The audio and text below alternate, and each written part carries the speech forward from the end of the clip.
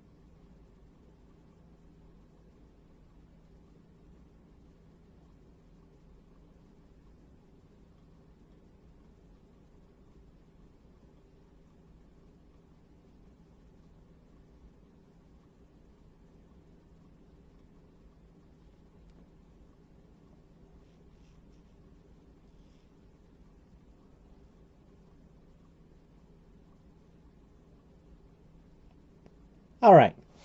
Now, this is my free write for 2 or 3 minutes on voter suppression in the U.S. You'll see that lots of tangents happened. There's no real structure. It just goes from one idea to the other. But there is fact in here. So there's lots of information that came out of the free write, but it really doesn't, it's not organized very well right now. So the next step is to figure out, well, what's important? What is worthwhile in that free write? So the highlighted portions here perhaps are the most important aspects of the free write.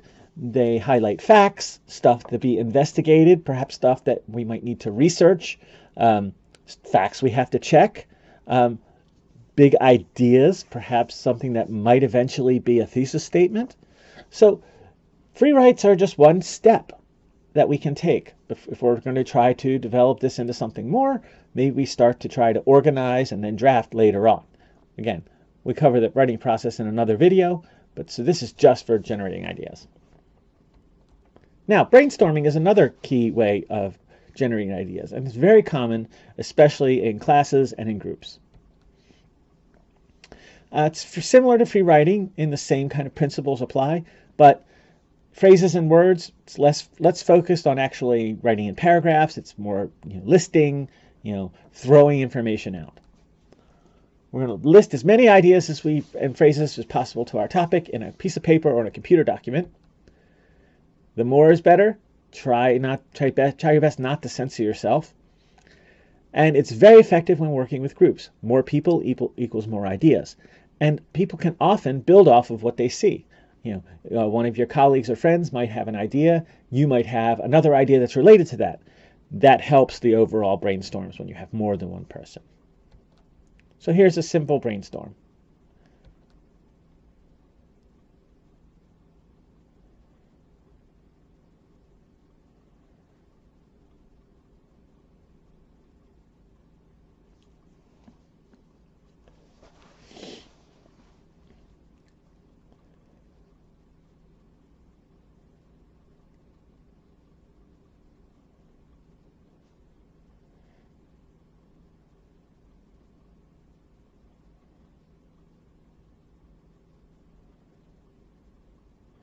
So you can see here that these are just phrases and words being shot out onto the page.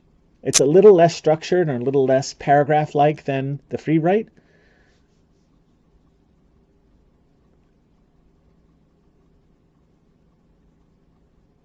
Some of it's questions, some of it's phrases. So again, less structured, a little more phrase-based than a free write. So the same second step. What's important in that free write? Big questions. Is the Department of Justice helping or hurting this? What is housing discrimination? Reverse a lot of Obama-era regulations. Can a doctor reject someone for being gay or trans or minority? Discrimination in schools. Some of these key ideas, or at least what the writer wants to focus on, are present in the brainstorm. Again, now, once we have an idea of what's important, we can start perhaps organizing it into something coherent. Now, questioning is very similar to both free writing and brainstorming, but it's, as its name implies, this is focused on more sussing out what we don't know about a topic. Sometimes it can help to just see how a debate is structured by questions or concerns. So here we list all the questions we have related to our topic. And as a second step, then we can start answering them. Ask as many questions as we can, simple ones and complex ones. Simple declarative questions, simple direct questions, very complicated theoretical questions. All of them are valid. So when we're done the asking, then we can do again and follow up with our possible answers, which might in turn lead to more questions. Try to avoid self-censorship. Even stupid questions can sometimes be helpful in figuring out what you want to do. So, in questioning, we often start with the journalist's questions. These are very simple overall questions. Who? What? When? Where? And why? These are all questions that help us define facts, define situations, define problems in our debate. So here's a sample questioning exercise on the topic of music streaming. Big questions. What is music streaming? What are the major services? What technologies are involved? Who uses them? Who makes money from it? So our first question, who is music streaming? Or what is music streaming? So we might try to give a basic answer. Okay, what do we mean by when we say music streaming?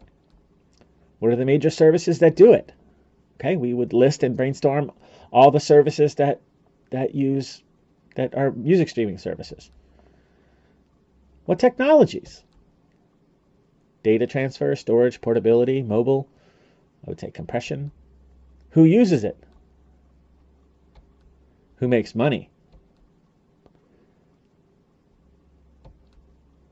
Now, branching or clustering is a little bit more focused on the visual. We start with an idea and place it in a circle, and we place related ideas on lines surrounding it or new branches based on each sub-idea. We'll have our topic in the middle of our paper with a circle around it. Once you've done that, you can draw lines out from the central circle and add details about your topic either directly, online, or in additional circles. Here, our topic is going to be superhero TV shows. So, there's lots of superhero TV shows on these days. Luke Cage on Netflix centers on an African-American community in New York and often deals with questions of masculinity. Daredevil, also Netflix. It's very serious, it's religious, it's moral, it talks about vigilantism and corruption. Runaways on Hulu. It's a family show. It's more science-oriented, has lots of complex characters. The Punisher. Is violent, very serious, very dark. Supergirl, DC show. It's bright, women-centered, very family-oriented show, very LGBT-friendly. Black Lightning. It's very socially conscious, features African-American main characters. The Flash. It's a family show. It's kind of comedic. It's very light and bright and fun. And there's Arrow, which is very dark and serious and Batman-like. So, subsequent branching could develop on specifics on all of these shows. We could think about who's in those shows. Why is The Flash a family show? Why is Arrow very dark and serious? What makes it that way? What makes Black Lightning very socially conscious? And what kind of African American characters are there?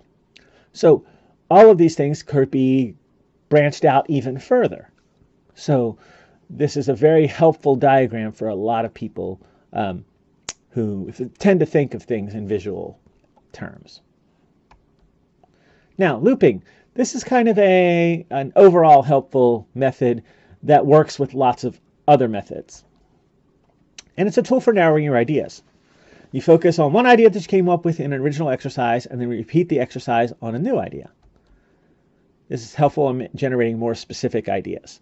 Example, you might brainstorm everything you dislike about living in the dorm on a brainstorm. And then you might do a looped brainstorm about stuff you specifically don't like about your roommate. So here's an example. 10 minutes on what life is like at your college. Okay, so we're going to free write for 10 minutes on that. Then we'll write a looped free write on 10 minutes specifically on qualities that your roommate has. Okay, so what your life is like at college is kind of a broad topic. Our looped free write, again, specifically on the qualities of your roommate in college. And then the last thing, specifically on things that annoy you about your roommate. So we have 3 related free writes here, so that are each successively more narrow. So our first brainstorm might be the 10 best restaurants in Baltimore, then the best Italian restaurants in Little Italy, and then the best menu items at Sabatino's in Little Italy. Again, each loop brainstorm gets more narrow. So our questioning exercise could be the effects of vaping on young people, then the effects on young people's brains from vaping and nicotine, and then what chemicals act on the brain through vaping and nicotine. So again, these are successively more narrow looping examples. So I hope that you found this useful and that some of these methods will help you in your generating ideas. Thank you.